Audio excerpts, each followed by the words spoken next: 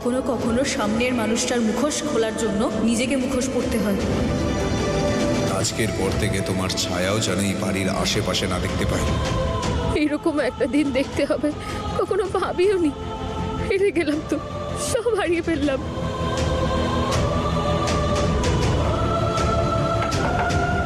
তোমার জামিন হয়েছে, ওনাকে বের করো। জামিন?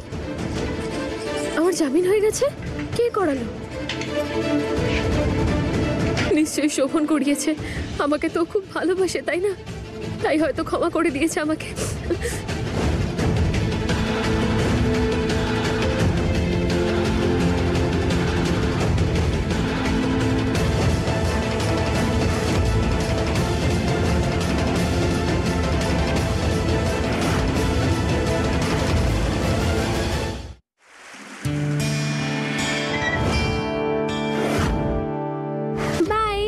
বাই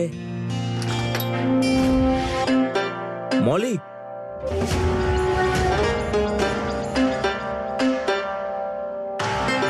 আরে বাহ, তুমি এখানে থাকো এত বড় বাড়িতে? আগে তো বলেছিলাম তোকে যে আমি আর মাসিমণি এখন এখানেই থাকি।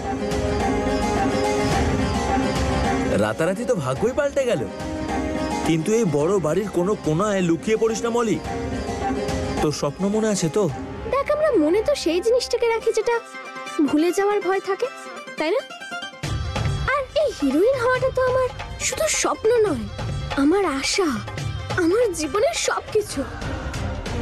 এই বাড়িটা আমার লক্ষ্য নয়, আমার লক্ষ্য হলো মুম্বাই। আরে ক্যামেরার সামনে আমি আমার ট্যালেন্ট দেখাতে চাই, আর সেটার জন্য তুই আমাকে সাহায্য করবি। এই কথাই তো দিয়েছিলিস তুই আমাকে। মনে আছে। কিন্তু মুম্বাইকে হিরোইন হওয়া এতটা সহজ নয়। সবার আগে থাকার জন্য একটা ভালো জায়গা চাই, আর তারপরে একটা ভালো পোর্টফোলিও। পোর্টফোলিও জানিস কি? এমন একটা ফটো যেটা দেখে যে কেউ বুঝে যাবে যে তুই হিরোইন ম্যাটেরিয়াল। তারপরে ফিল্ম ডাইরেক্টর, প্রডিউসারের কন্ট্যাক্ট চাই, ভালো জামা কাপড় চাই, ভালো মেকআপ চাই, সুন্দর গয়নাগাটি চাই, আর এই সব কিছুর জন্য অনেক টাকা চাই। কি শুধুমাত্র এই জিনিসটাই নেই আমার কাছে। জানিস, টাকা থাকলে কবে চলে যেতাম আমি মুম্বাই। টাকা না হয় তোর কাছে নেই, কিন্তু এই বাড়িতে যারা থাকে তাদের কাছে তো অনেক টাকা আছে নিশ্চয়ই। গয়নাগাটি আছে, সোনার রূপো আছে, ক্যাশও আছে। শুধু নিজের প্রয়োজন মতো টাকার গয়না বের কর আর চলে চল মুম্বাই। তারপরে তো তুই হবি হিরোইন। হিরোইন হই না হই চোর নিশ্চয়ই হয়ে যাব। না বাবা না, এসব চুরি টুরি আমার দ্বারা হবে না। তুই তোর স্বপ্নকে গুরুত্ব দিবি, নাকি তোর মনের এই ভয়টাকে? সঠিক জায়গায় পৌঁছানোর জন্য কখনো কখনো ভুল পদক্ষেপও নিতে হয়। আর তাছাড়াও এরা অনেক বড় লোক, বংশগত জমিদার। ওদের সম্পত্তি থেকে কিছু আংটি, গলার হার, নূপুর যদি চুরিও হয়ে যায় না, কেউ জানতেও পারবে না। দেখ, হিরোইন হতে চাস তাহলে আমি যেটা বলছি সেরকমটা কর। না হলে হাজার হাজার মেয়েরা আসে মুম্বাইতে রোজ হিরোইন হওয়ার জন্য, আর তাদের মধ্যে 900 মেয়ে সন্ধ্যের ট্রেন ধরে বাড়িও ফিরে যায়। তুই ভেবে দেখ। আমি চললাম। যা।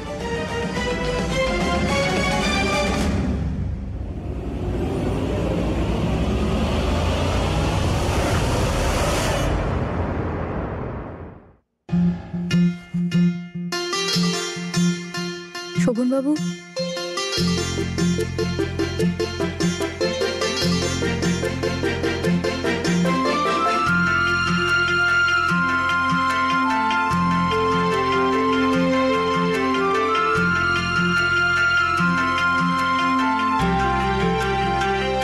শোভনবাবু, আপনি পুজোর প্রসাদের একটা দানাও মুখে তোলেননি। আমি পরিবারের সবাইকে খাবার দিয়ে এসেছি, এবার আপনিও খেয়ে নিন।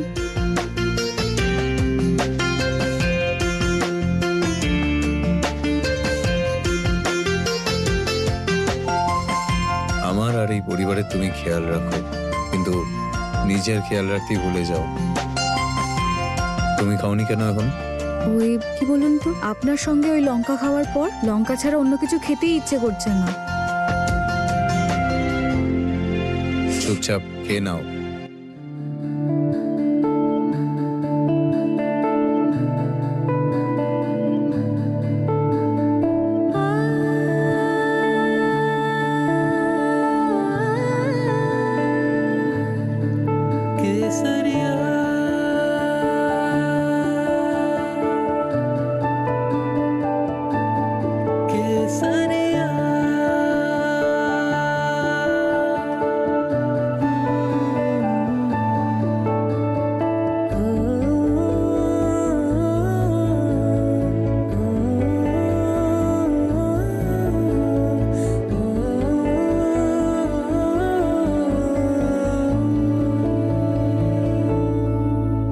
केसरिया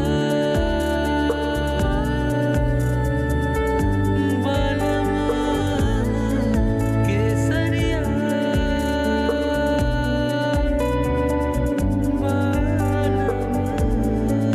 ओ मोरा बालमा केसरिया।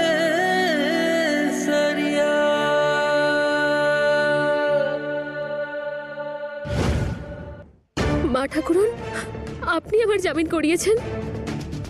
হ্যাঁ, আমার মনে হলো যে যা যা হয়েছে সেখানে কোথাও না কোথাও আমার ভুল ছিল। আমি তোমায় যে পথে চলতে বলেছিলাম সেই পথে গিয়ে তুমি তো নিজেকে পুরো শেষই করে দিয়েছো। হয়তো তোমার কাছে একটু বেশি চেয়ে ফেলেছিলাম, জানি না তোমার সেটা নিয়ে অনুতাপ আছে কি নেই, কিন্তু আমার আছে। আমার জন্য তোমাকে জেলে থাকতে হোক সেটা আমি মানতে পারিনি। সেই জন্য আমি তোমার জামিন দিয়েছি। এবার জেল থেকে বেরিয়ে তুমি শোভন আর ফুল বৌমার জীবন থেকে অনেক দূরে চলে যাবে, যাতে ওরা দুজন জীবনে শান্তিতে থাকতে পারে। আর তুমিও তোমার নতুন জীবনের সূত্রপাত করো। সেটাই প্রায়শ্চিত্ত হবে তোমার অপরাধের।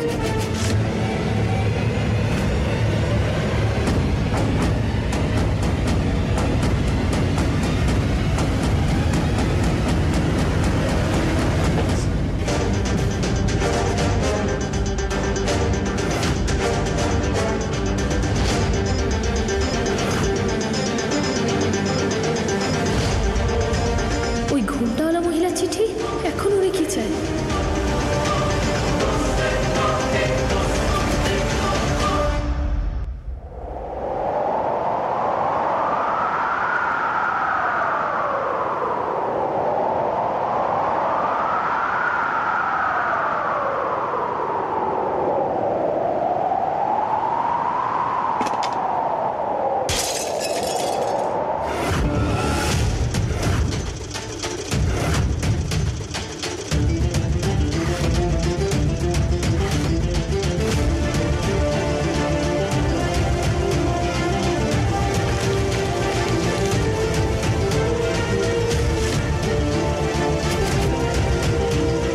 যেভাবে ভেঙে গেলে তো সেটাকে অমঙ্গল বলা হয়। এটা কোনো অশুভ সংকেত নয় তো? হে কানাই, আবার কি আমার পরিবারে কোনো অশুভ কিছু ঘটতে চলেছে? ফুল, ভয় পেও না। জোরে হাওয়া দিয়েছিল তাই ফটো ফ্রেমটা পড়ে গেছে, আর কিচ্ছু হয়নি। এত ভাবার কিচ্ছু নেই। আমি তোমার পাশে আছি। এই গোটা পরিবার খুশি। এর থেকে ভালো কি হতে পারে? আমি এই ভাঙা কাঁচগুলো বাইরে ফেলে আসছি।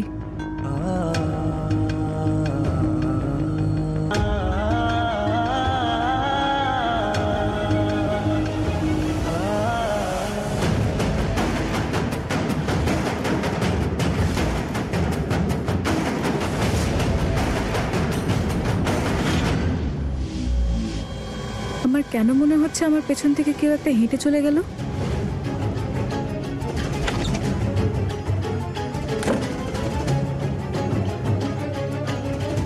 মা ঠাকুরন, আপনি এত রাতে এই আবহাওয়াতে আপনি বাইরে গিয়েছিলেন? সবকিছু ঠিক আছে তো? ফুল বৌমা, ওই যে নতুন আম গাছটা আছে সেটা দেখতে গেছিলাম। মালি ওটাকে ঠিক করে বেঁধেছে কি না, ঝড়ে আবার পড়ে না যায়।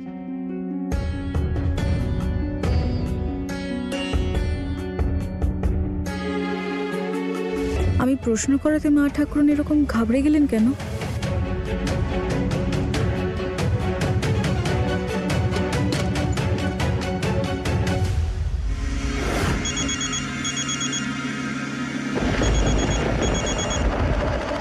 চিঠি পেয়েছিস আমার? আর একটা সুযোগ দিচ্ছি তোকে সবকিছু ঠিক করার, বাড়িতে নিজের জায়গা করে নেওয়ার। কিন্তু মাথায় রাখিস, এটাই শেষ সুযোগ। শিকার তোর সামনে, নিজের ভাগ্য বদলে নে।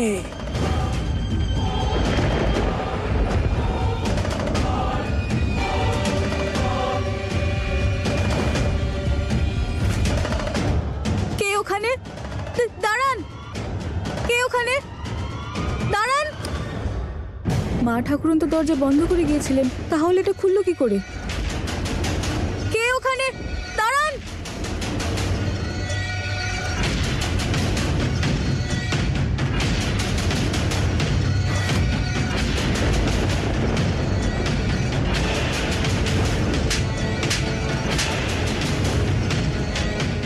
কখনো কখনো সামনের মানুষের মুখোশটা টেনে খোলার জন্য নিজেকে মুখোশ পড়তে হয়। আমার অসম্মানের বদলা আমি তোমার থেকে নিয়েই ছাড়বো ফুল।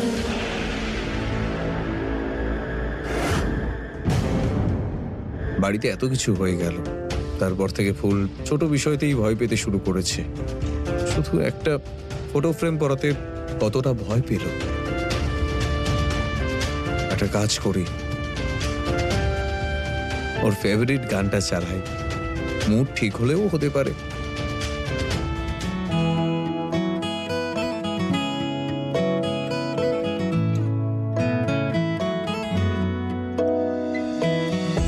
আরে বাহ,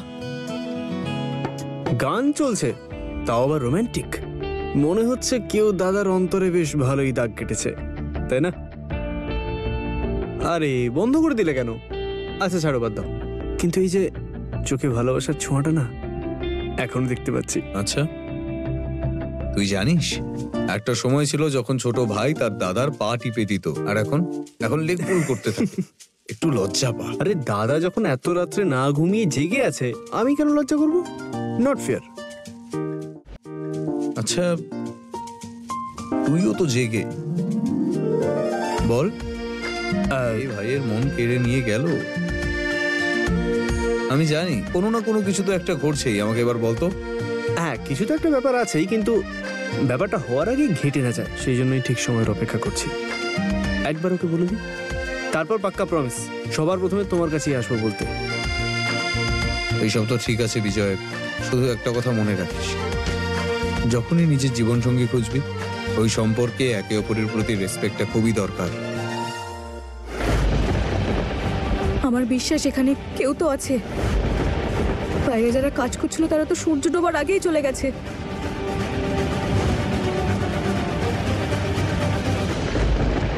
কে ওখানে? কে ওখানে?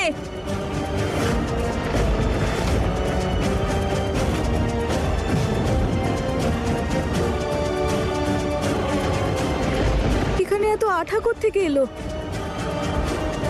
আমার তো পা আটকে যাচ্ছে।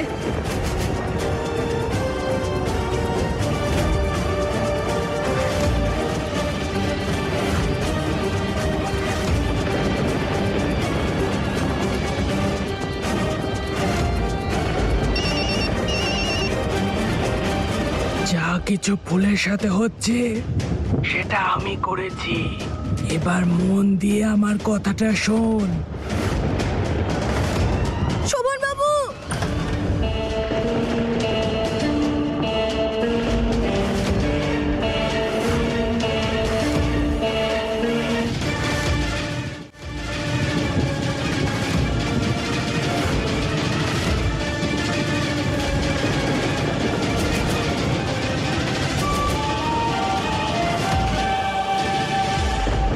ফুল, তোমার খেলা এবার শেষ আর আমার শুরু। শোভন বাবু, আমার পা আটকে গেছে। এখানে কেউ আছেন?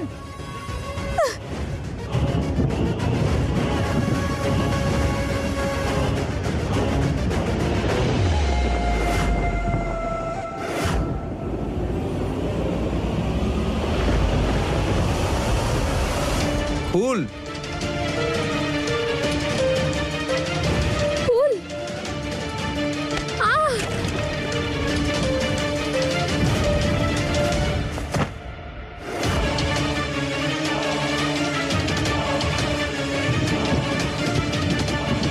ফুল, তুমি ঠিক আছো? শোভন বাবু, আমি ঠিক আছি, কিন্তু তারা দিতে আঘাত পেয়েছে। বিজয়, তারাকে ভেতরে নিয়ে যা, ডাক্তারকে ফোন কর তাড়াতাড়ি। হ্যাঁ দাদা, ফুল, ফুল, এসব কি? এসো।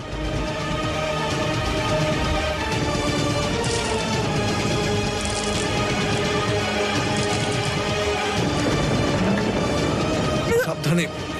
ফুল, এসব কিভাবে হলো? শোভনবাবু, ওপরে কেউ ছিল যে টপটা নিচে ফেলেছে। কিন্তু কে? কোনো ঘোমটা দেওয়া একজন মহিলা যে নিচে ফেলেছে এটা।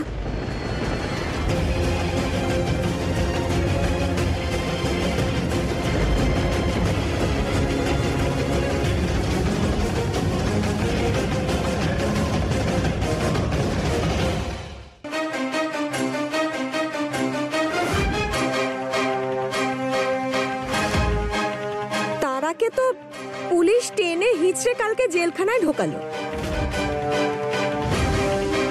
ও আবার ফিরে এলো কেন? মামি, এখন এসব কথা বলার সময় নয়।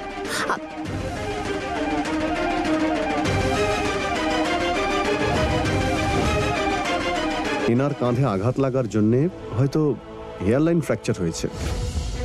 কাল সকালে ওনার একটা এক্সরে করিয়ে নেবেন, আর হয়তো ওনার কাঁধে প্লাস্টারও করতে হতে পারে।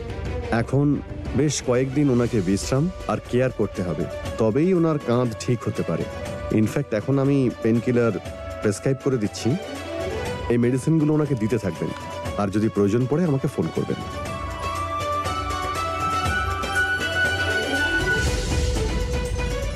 দাদা, আমি নিয়ে আসবো।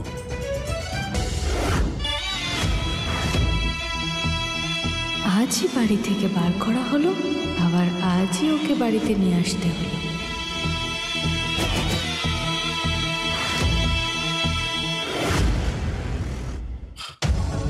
তুমি বেরোলে কিভাবে? কে বার করলো তোমায়?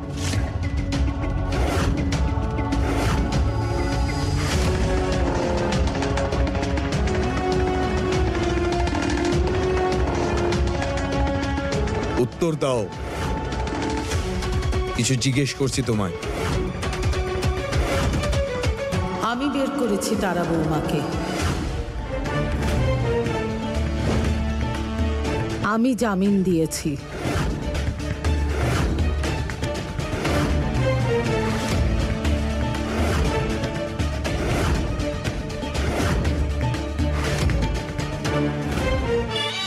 এই শয়তানের কি মাথা খারাপ হয়ে গেছে? নিজের পায়ে নিজে কুড়ুল মারছে, নিজের শত্রুকেই জেল থেকে বার করে নিয়ে এসেছে। মরণ খেলার শখ হয়েছে মনে হচ্ছে ওই শয়তানের। ঠাম্মা, তুমি? আচ্ছা মা, তুমি এটা কেন করতে গেলে? যা ঠিক মনে হয়েছে করেছি। আমার মনে হয়েছে এ বাড়ির বউ যেন জেলে না থাকে। আমাদের পরিবারের সম্মানের দিকে কেউ আঙুল তুলুক, তা আমি সহ্য করতে পারবো না। আমি যা কিছু ভুল করেছি আমি জানি সেটা ক্ষমার অযোগ্য, কিন্তু ক্ষমা চাওয়া আমার কর্তব্য। তাই শুধু ক্ষমা চাইতেই এসেছিলাম, আর ক্ষমা চেয়ে চলেও যেতাম। কিন্তু তারপর আমি ফুলকে বিপদের মুখে দেখলাম, তাই ওকে বাঁচালাম। উপর থেকে কেউ একজন টপ ফেলেছিল, এইটুকু তো আমি করতেই পারি। কে টপ ফেলতে পারে, তাও আবার আমাদের বাড়িতে? এরকম কে করতে পারে? বৌদি, তুমি কি দেখেছো কে ছিল যে উপর থেকে টপ ফেলেছে?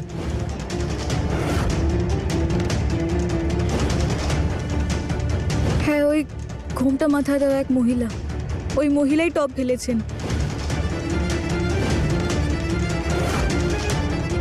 তারা, তুমিও তো ছিলে, তুমি কি ওর চেহারাটা দেখেছো? এমনটা নয় তো যে তুমি ওদের ডেকেছিলে? না, আমি তো শুধু টপটাকে পড়তে দেখলাম আর ফুলকে বাঁচানোর জন্য এলাম। ফুলকে বাঁচানোর সময় আমি আর অন্য কোনো দিকে খেয়াল করিনি। কি বলছো? হ্যাঁ?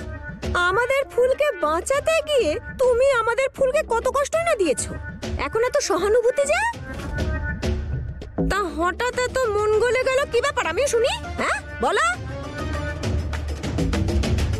ভুলটাকে কখনো ভুল দিয়ে শোধরানো যায় না, কিন্তু ভুলটাকে সঠিকভাবেও শুধরানো যায়।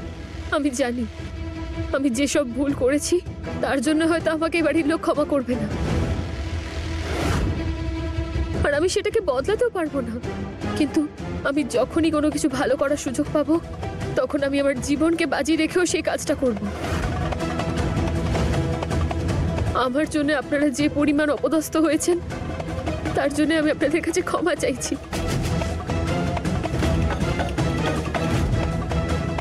আমি জানি আমি ভরসার অযোগ্য, কিন্তু হ্যাঁ আমি এটাও জানি যে আমি ঠিক আপনাদের ভরসা আবার অর্জন করব।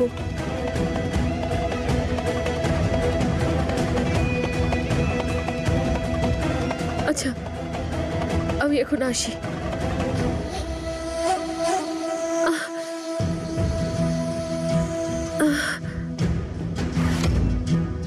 তুমি কোথাও যাবে না। আমার মনে কিছু প্রশ্ন আছে। সবার প্রথমে ওই মহিলাটি এখানে ঢুকলো কিভাবে?